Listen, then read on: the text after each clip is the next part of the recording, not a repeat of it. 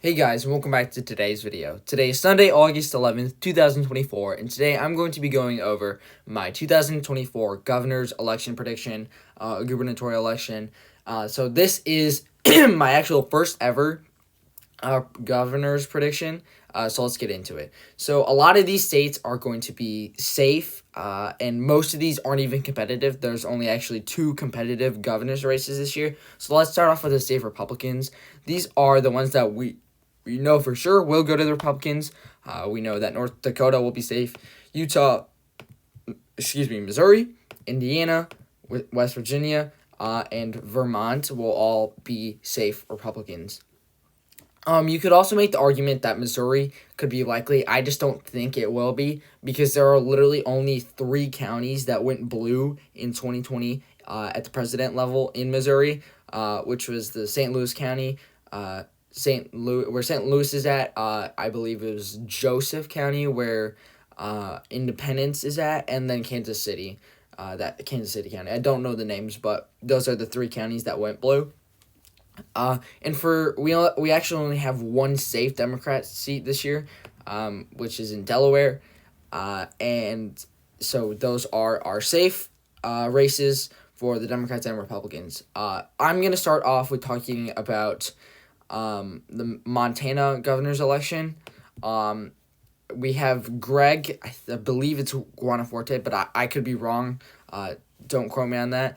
He is running for a second term. He was elected in 2020 the first time with about 13-point lead, which is just under just under safe. So it was a likely. He won by 12.9 actually.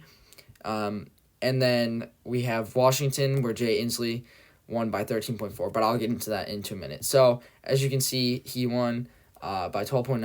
And actually, the last gubernatorial election in Montana was a Democrat held that. When Trump won it in 2016 by like 15 points, a Democrat won the governor's election by 3.9 points, which is pretty impressive, actually. Along with West Virginia voting 6.8 points to the Democrats when Trump won it by over 40 points, which is truly incredible. And so I think Montana will be a likely, just because Jon Tester is up for re-election this year. He has a lot of appeal to farmers. At least that's what he's aiming to do. And so I think that the Democrats are really going to try to push for a blue wave this year, are really going to try to energize, which I think they're honestly doing a really good job at this point. And so with Kamala Harris being the now official Democratic nominee, I think they're going to keep pushing the energy out. And Jon Tester and Sherrod Brown, two of the most Republican seats that are held by Democrats, are up for re-election this year. So they're definitely going to be campaigning a lot in Montana and Ohio.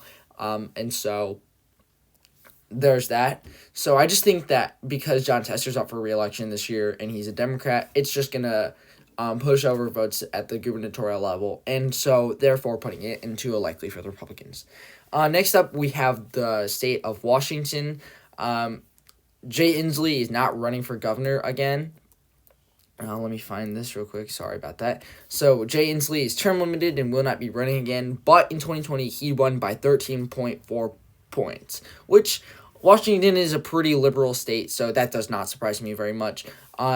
In Washington, we have Bob Ferguson and Dave Reichert running this year.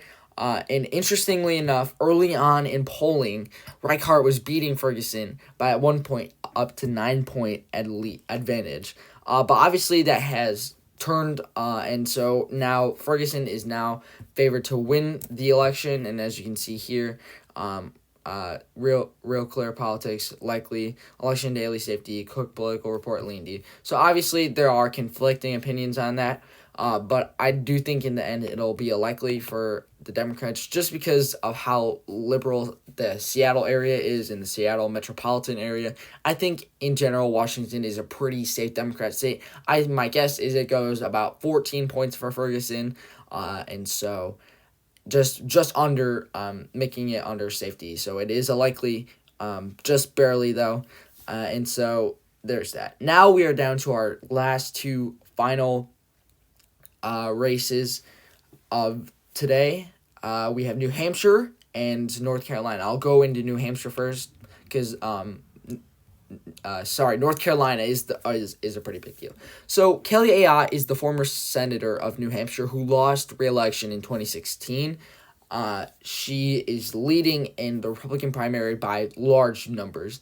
But in the general election, she's not leading by that much. As you can see here, she's leading Craig by about 4 points.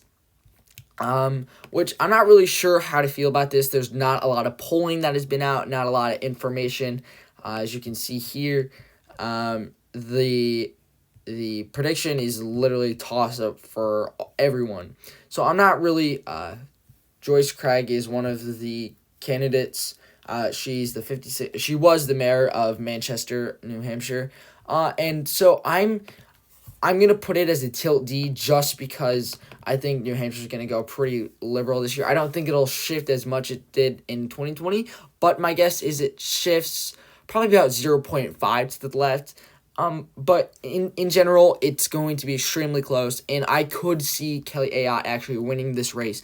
But I just think because Chris Sununu has served for such a long time, and now that he's retiring, I just see it going as a flip D. Now, for our final prediction of today is North Carolina. So I just wanted to show you this real quick.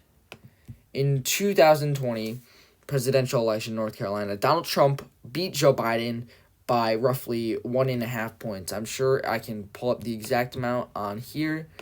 Past elections. Here we go. 1.3 points in North Carolina. Now, let's look at the gubernatorial election that same year. Roy Cooper won by 4.5 points. This is why split ticket voting is still possible. This just furthermore proves my point that split ticket voting is possible. And I have at some points been a harsh critic on split ticket voting, but when people say Donald Trump is going to win Nevada by 5-6 points and Jackie Rosen is also going to win, then why can't Sherrod Brown win and Donald Trump still win Ohio? That makes no sense to me. But this proves that Sherrod Brown, Jon Tester, and Donald Trump can all win. Donald Trump can win Nevada. Jon Tester can win Montana. Sherrod Brown can win Ohio. And so it is possible. It's just very unlikely, though. And so if we look at the polling, I believe he's Attorney General Mark Robinson, and then Lieutenant Governor Josh Stein are facing off in the North Carolina governor's race this year. Stein has had a consistent lead since mid-July over Robinson, with it being in the range of 4 to 6 points. And so with Roy Cooper's endorsement, here we go. Let's see. Here we go. Josh Stein and Mark Robinson. Josh Stein is the Attorney General. Excuse me. I think I flipped these up. Josh Stein is the Attorney General serving with Roy Cooper.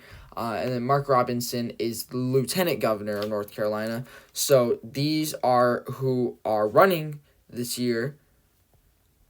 And so, yeah. I think with polling and just in general, I think it is possible.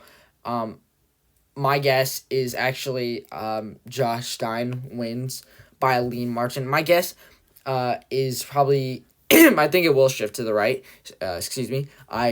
My prediction is going to be Stein wins by probably about 3 points. So this is my 2024 gubernatorial election prediction for all the states, as you can see. And take in mind that New Hampshire is complete actual toss-up, but take my prediction with a grain of salt. This means nothing, and the people vote, and so that is what matters. So thank you guys for watching. I hope you enjoyed today's video. Make sure to subscribe because then it pushes my videos out into the algorithm and you can get more great content like this. I really hope you enjoyed today's video, and I hope you have a great rest of your day.